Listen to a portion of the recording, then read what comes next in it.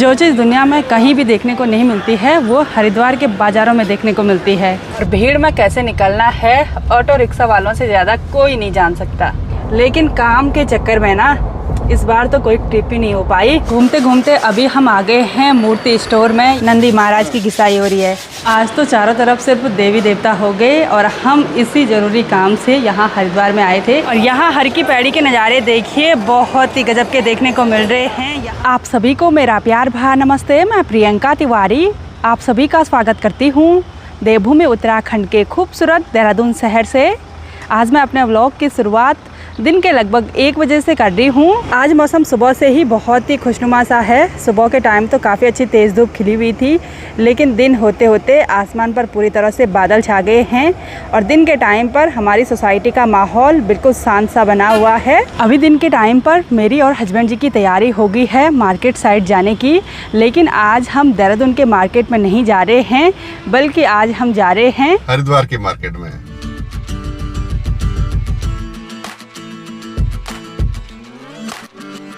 गांव की ओर जाते हुए हम हमेशा यहाँ से लेफ्ट की ओर जाते थे, लेकिन आज हरिद्वार के लिए यहाँ से डायरेक्ट सीधे जाना है।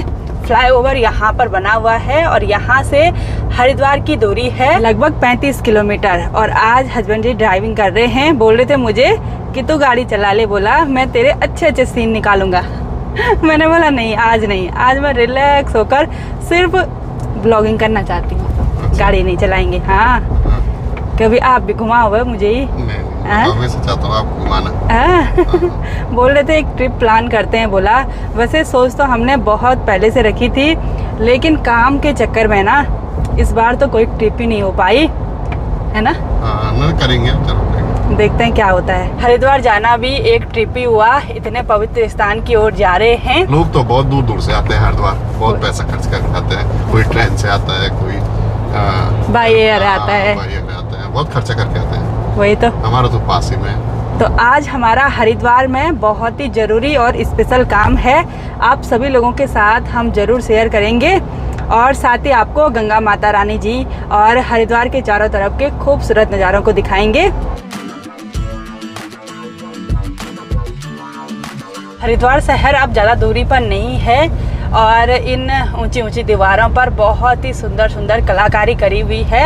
ये उस टाइम कर ली थी जब यहाँ पर कुंभ मेला होता है, तो उस टाइम की कलाकारी अभी तक बहुत ही बढ़िया है भाई।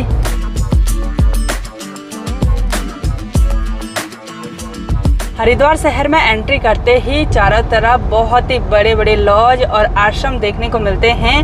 और हरिद्वार को जाने वाली सड़क का तो क्या ही कहना, सारी जगह फ्लाईओवर बने हुए हैं, जाम की कोई भी टेंशन नहीं। यानी कि हरिद्वार स्मार्ट सिटी बन चुकी है और यहाँ पर सीजनल टाइम पर बहुत ही ज़्यादा क्राउड होता है, क्योंकि उत्तराखंड के चारों धाम को आने वाले यात्री सबसे पहले हरिद्वार में ही आते हैं। कोई बाई बस आता है, कोई बाई ट्रेन आते हैं और जो बाई एयर आते हैं वो देहरादून के जॉली ग्रांट एयरपोर्ट पर उतरते हैं। तो वो भी कभी कभी वापसी इधर आते हैं गंगा माता रानी जी की आरती के दर्शन करने के लिए। अभी तो इतना सारा क्राउड देखने को नहीं मिल रहा है, क्योंकि बरसात की वजह से अब तो भादों का महीना भी लग गया। तो अब सितंबर और अक्टूबर में फिर से वही भीड़ भाड़ वाला माहौल देखने को मिलेगा। बाकी सामने पर काफ़ी सारी झुग्गी झोपड़ी भी देखने को मिल रही हैं, काफ़ी सारी गाय भैंस भी देखने को मिल रही हैं, तालाब भी बने हुए हैं भाई, और साथ ही कचरे के ढेर भी बहुत ज़्यादा मात्रा में।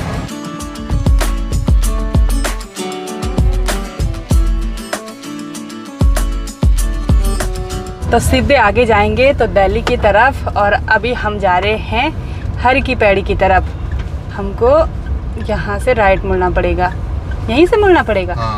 अब तो यहाँ हरिद्वार शहर में भटकने का भी डर है भाई, सारी जगह गलियाँ ही गलियाँ बन रखी हैं।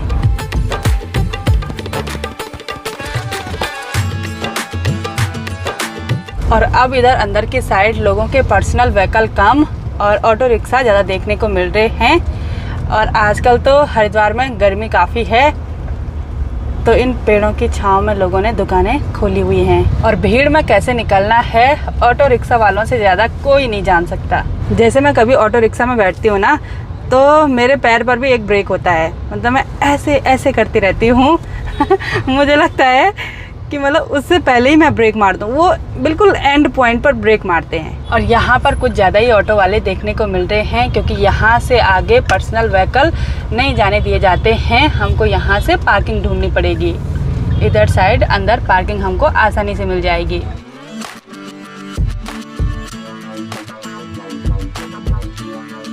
तो एक गली में अंदर घुसते ही बिल्कुल आसानी से हमको पार्किंग मिल जाती है। सामने पर लिखा हुआ है जूना अखाड़ा रामलीला कार पार्किंग। तो चलिए जी, गाड़ी पार्क हो गई है और जैसी गाड़ी से बाहर उतरे, बाप रे बाप, धूप की चमक बहुत ही तेज़ महसूस हो रही है। वैसे भी देहरादून के हिसाब से हरिद्वार में गर्मी बहुत ज़्यादा होती है। तो जैसे हम पैदल मार्केट की ओर आगे बढ़े, वैसे यहाँ देखिए बहुत ही ज़्यादा ये बजरी की ढेर लगी हुई है, यानी कि कुछ टाइम पहले बरसात के दिनों में यहाँ पर खूब सारा पानी भरा होगा। लोग ना सारी जगह से बजरी इकट्ठा करके रख रहे हैं, गैलरी वगैरह से पूरा कीचड़ ही कीचड़ हो रखा है। वैसे मार्केट में ज़्यादा भीड़ भाड़ नहीं देखने को मिल रही है, लेकिन दुकानें बहुत ही अच्छी तरह से सजी हुई हैं।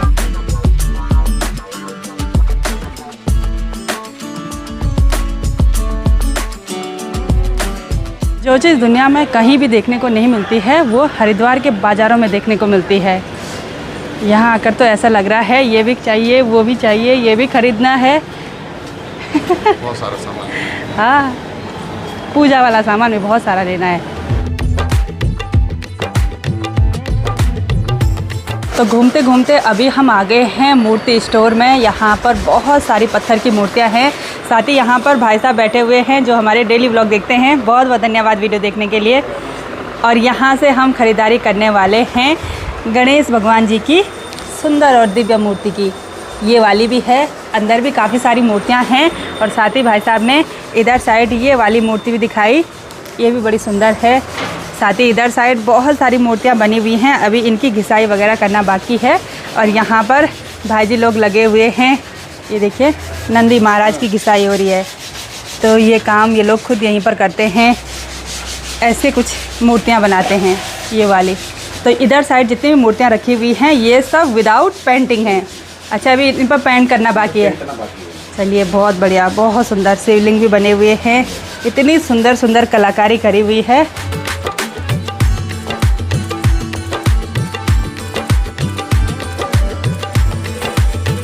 हमने एक स्टोर पर बहुत सारी मूर्तियां देखी और भाई जी ने बोला हमारा दूसरा गोदाम भी है, बोला जहां पर मूर्तियां तैयार हैं, बनती हैं।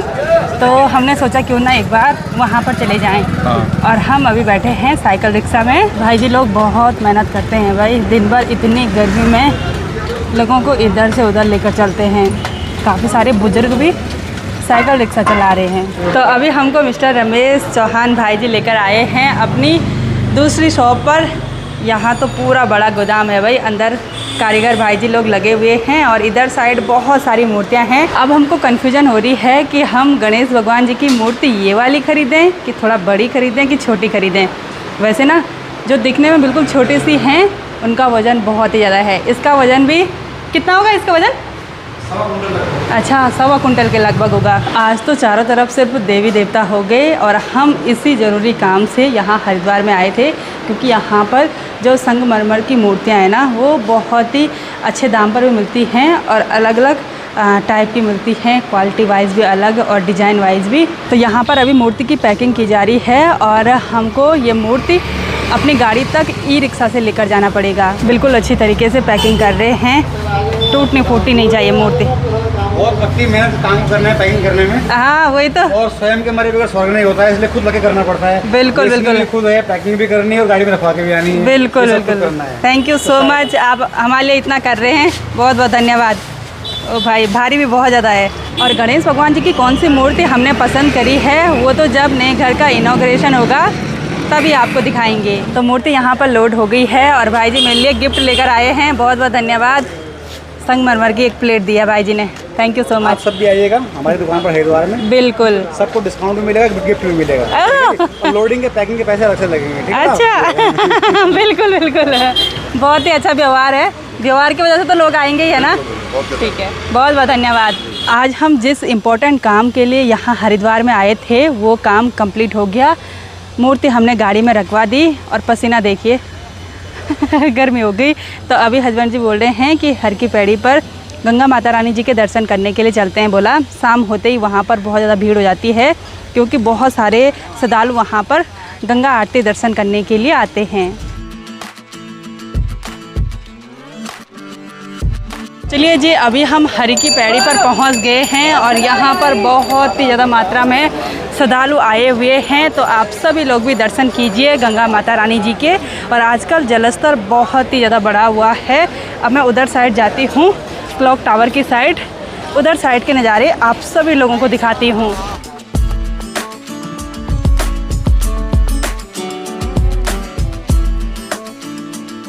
यहाँ हर की पैड़ी के नज़ारे देखिए, बहुत ही गजब के देखने को मिल रहे हैं। यहाँ पर गंगा आरती अब कुछ टाइम के बाद होने वाली है, लगभग 7 बजे के करीब।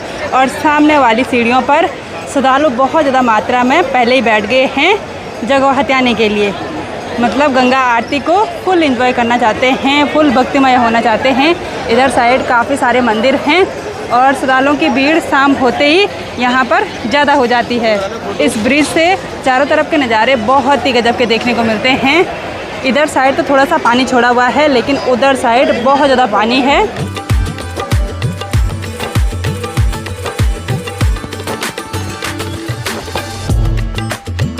अभी तो गंगा आरती शुरू होने में लगभग 1 घंटे का टाइम है और अभी ना हमको और भी ख़रीदारी करनी है, मंदिर की घंटी वगैरह। तो हम सोच रहे हैं कि आज गंगा आरती में शामिल नहीं होंगे। पहले भी हम बहुत बार शामिल हो चुके हैं, है ना। वापस जाना है, वापस अभी खरीदारी करनी है। वही तो, चलिए चलते हैं, क्योंकि उधर साइड में जगह भी नहीं है भाई, इतनी भीड़ हो रखी है।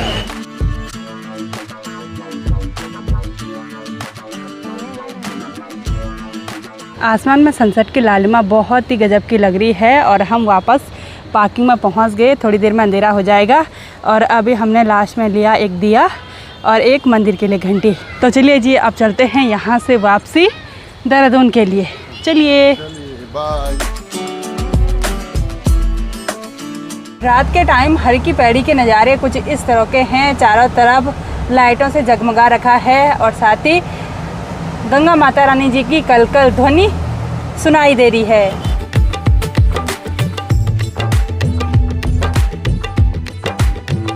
आज का पूरा दिन बहुत ही थकान भरा रहा और फाइनली हम देहरादून में अपने घर पर पहुंच गए हैं।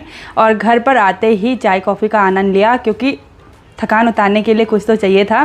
तो अब थोड़ा बहुत रिलैक्स हो गए हैं, तो अब किचन में चलते हैं, डिनर बनाने की तैयारियां शुरू करते हैं।